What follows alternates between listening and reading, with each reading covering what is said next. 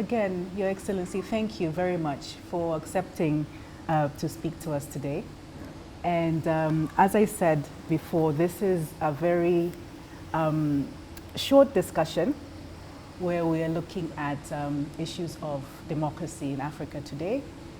Really just wanting to get a sense of where we've come from as a continent, and where we are now, and hopefully where we're going in the future in terms of our democracy in the African context.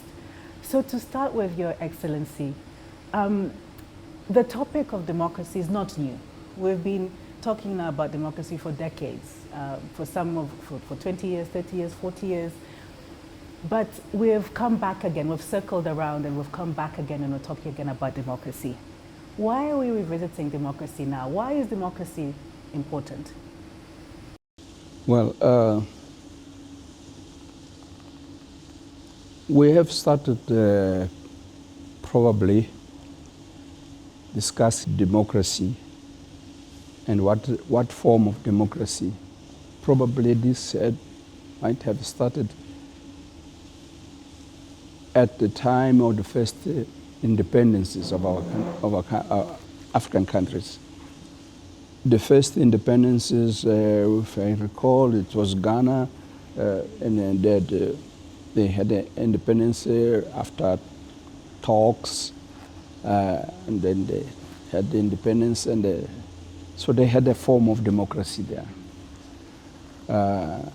which changed immediately after, and there was after that a coup d'etat, and that has happened in many countries, particularly in West Africa.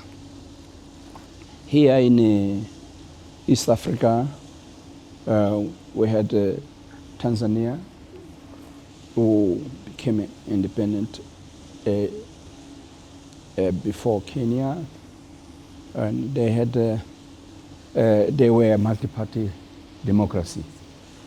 But it seems to me that that didn't work well here in Tanzania, so they had to come to a one-party democracy for a long time. And this happened in other countries. Fortunately, in Tanzania, the one-party democracy was sustained and served the interests of the people, while in other countries like Ghana again, or Nigeria, when it came from the first phase where they had the multi-party and they tried to come to a single party, they had some problems. And so there were coup d'etats, repeated coup d'etats. And that was not good for the development of the countries. And then in the liberation movements, when we won independence, we're all of one party democracy.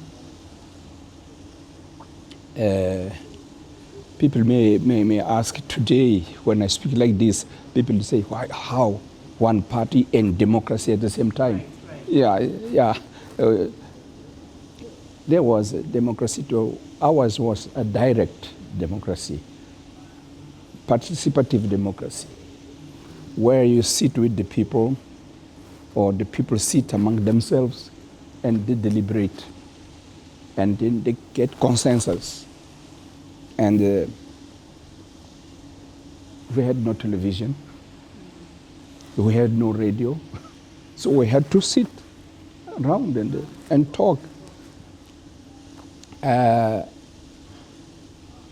the selection of candidates, there were elections, but the selection of candidates was live. They were selected there, being there. You want to be a candidate, why? You, why? And the people would say, no, this cannot be a candidate. This cannot be a candidate because of this. So it was something different from what is practicing today. But then we evolved. We had to be present in this world. We had to participate in the international community, organizations and whatnot. So we could not be that much different. So we started evolving. But again, because this kind of democracy would not be understood by many countries outside Africa, we tried to adapt. And in Mozambique, there was evolution. We did it democratically, though, without having multi-party democracy, but we did the changes democratically because we consulted all people in the villages, not just at the headquarters of provinces or regions, but down to the village and to try to explain.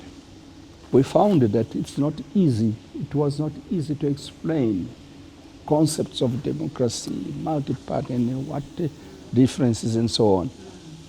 So, but we succeeded to have the understanding, and the people made their own choice.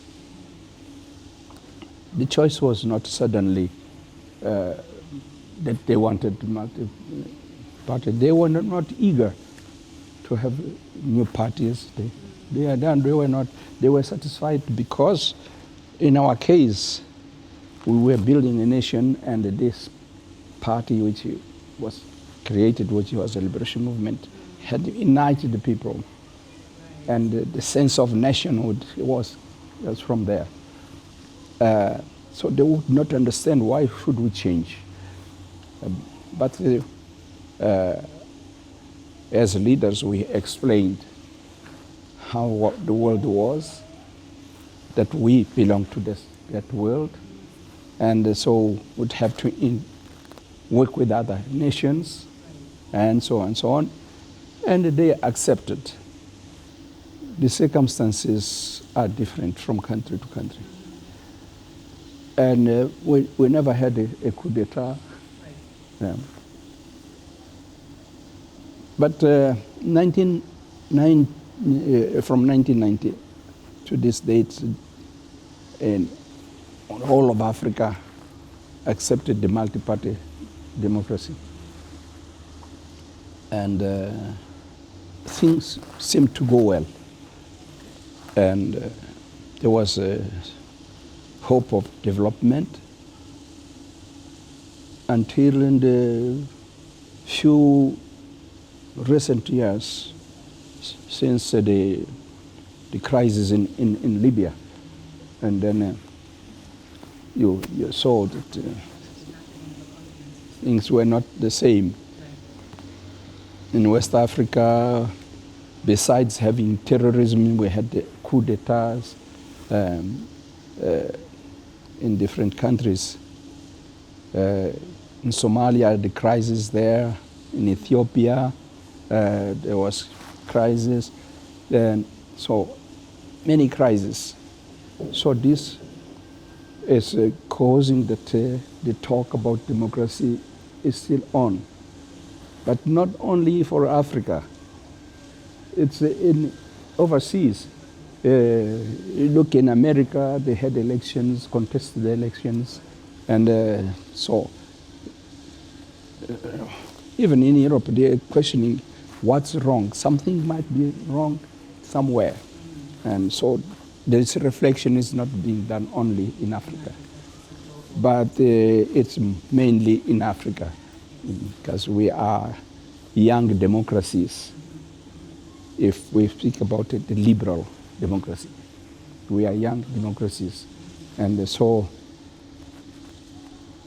the problems which we had in the past, some of them still remain there. Ethnicity, regionalism, alliances, outside alliances, with the groups inside the country, the disputes among countries, something that still remains. So there are many reasons why we should speak about democracy, because democracy, anyway, is something which enables people to talk, to come together and talk. Some don't want to talk, but at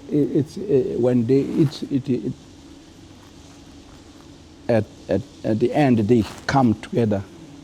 You can see that the problems are solved. In Mozambique, it's the example. There was a war. We talked to end with the war. It came up again, and the successive leaders who took power persisted in dialogue, and so this relative peace remained there.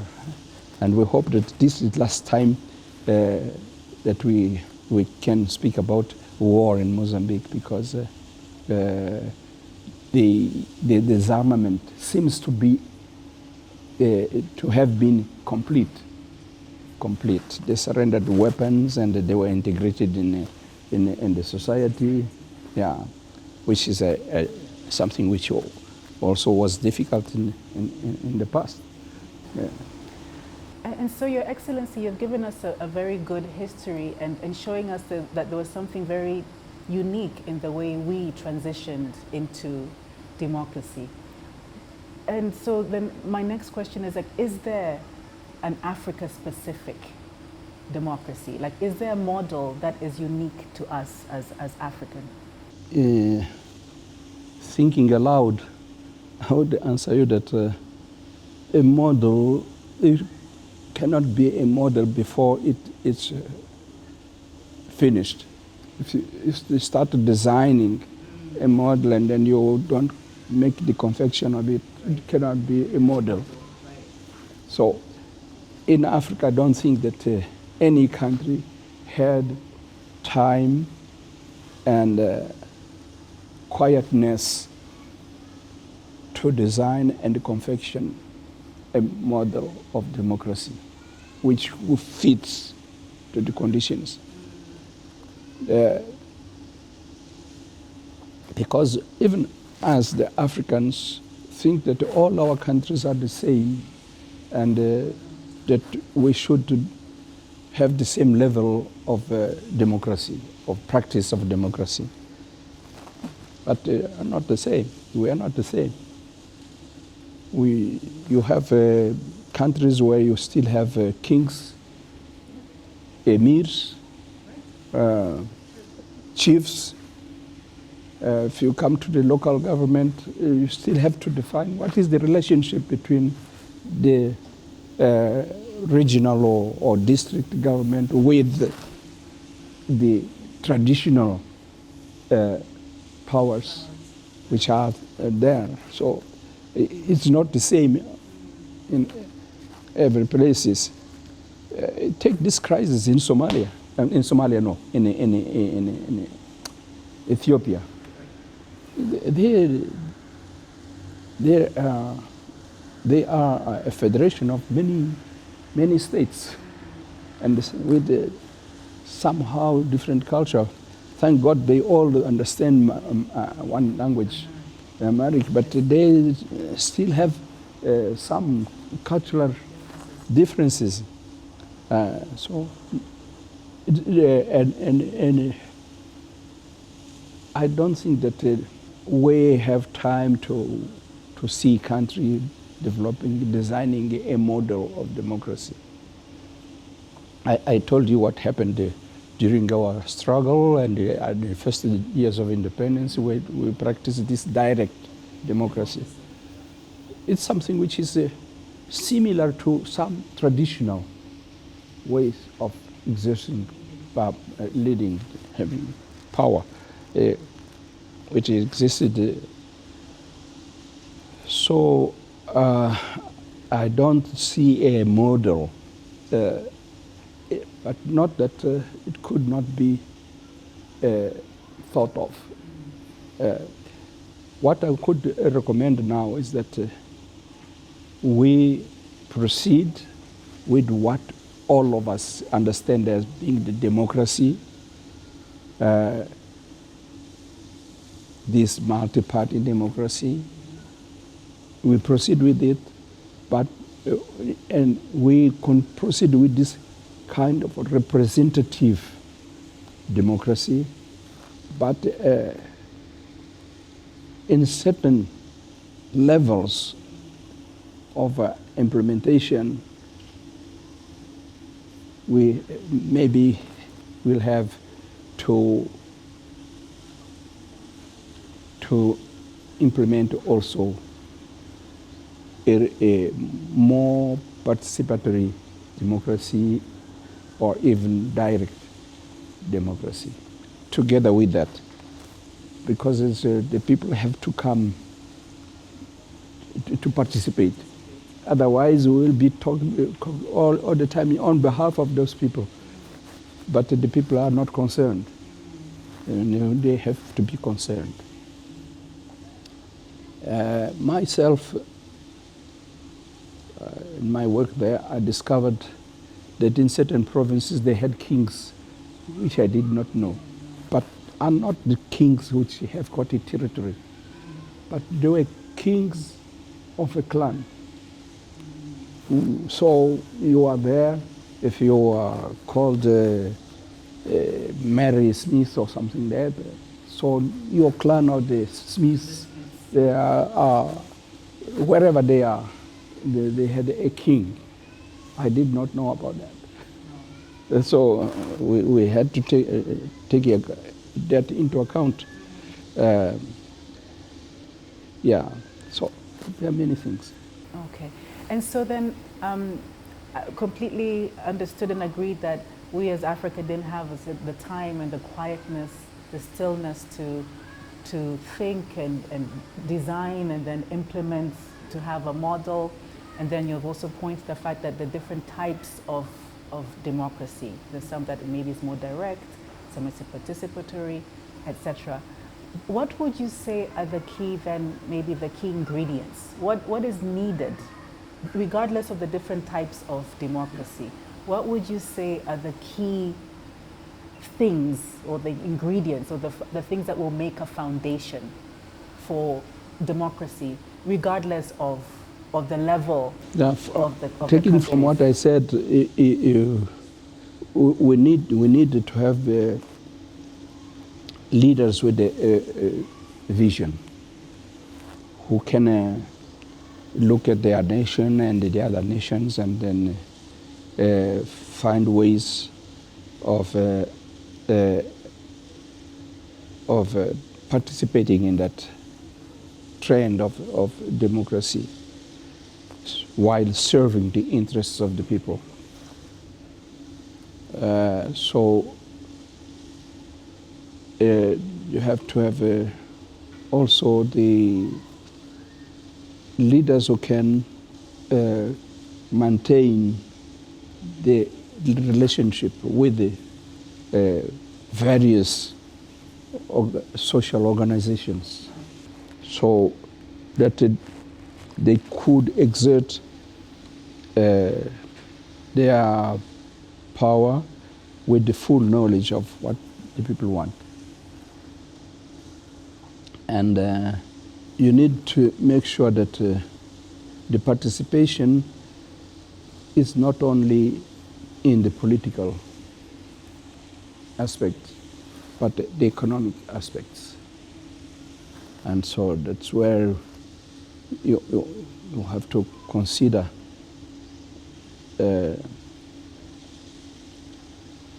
that the decisions are well understood, means the laws are well understood, and you take advantage of the driving forces to development.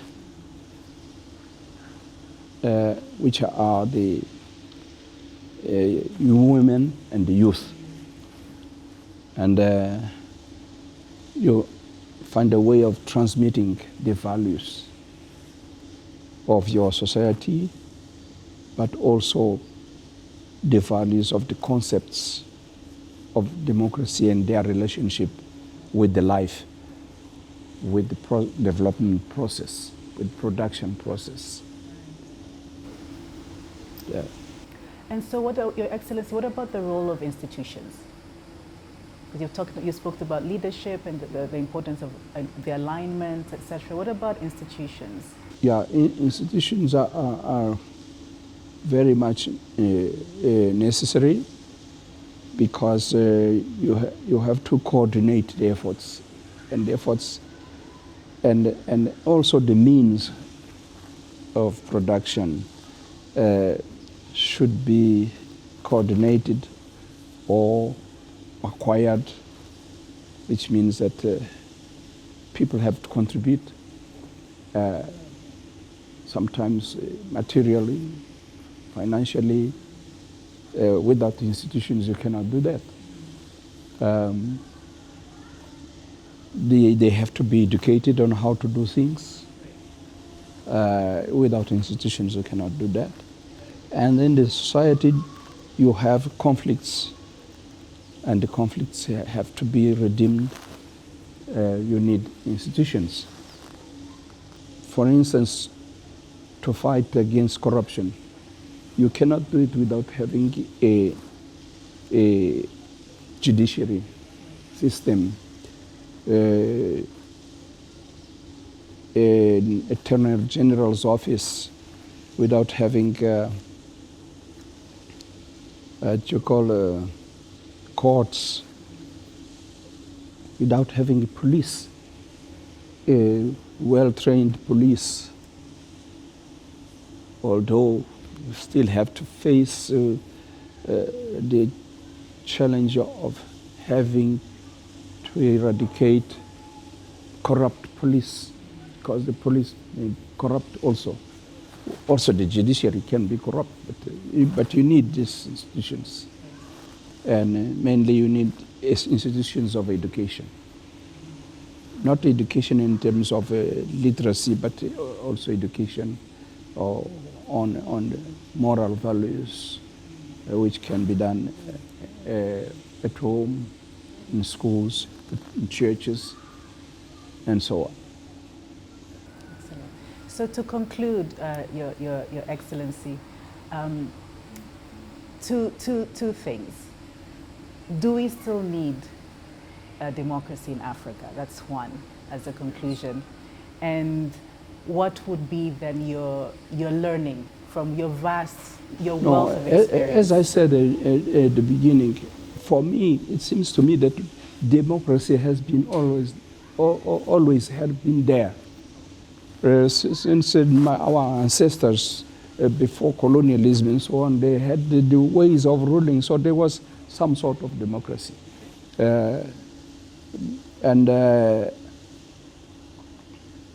Even when you had kings, there's some sort of democracy, how they governed and led. They issue orders and put laws and so on. They emanated from the king, but maybe things were dealt with institutions which existed also. So we'll always need to have a democracy. And now with the development where we are now, it's a question of adapting. As I said, everybody has to correct mistakes, and evolve. We have no choice. You cannot go back. Go back to those times. Although I am speaking about the ancient kings, I'm not saying that we go back, because we are advanced in technology. You are talking to me here. This may influence people. The mistakes which I committed in answering you may influence badly. if the Yeah, positive and negative. yeah, if Yes. I mean, in the television and other means of communication, we cannot retreat. We need democracy. Thank you very much, Your Excellency. I think that is a perfect way to end that one key sentence. We need the democracy. So we still need democracy in Africa. And thank you for taking time from your busy schedule to once again speak to Uongozi Institute. And we wish you all the best, Your Excellency. Karibu tena. Asante sana. Haya.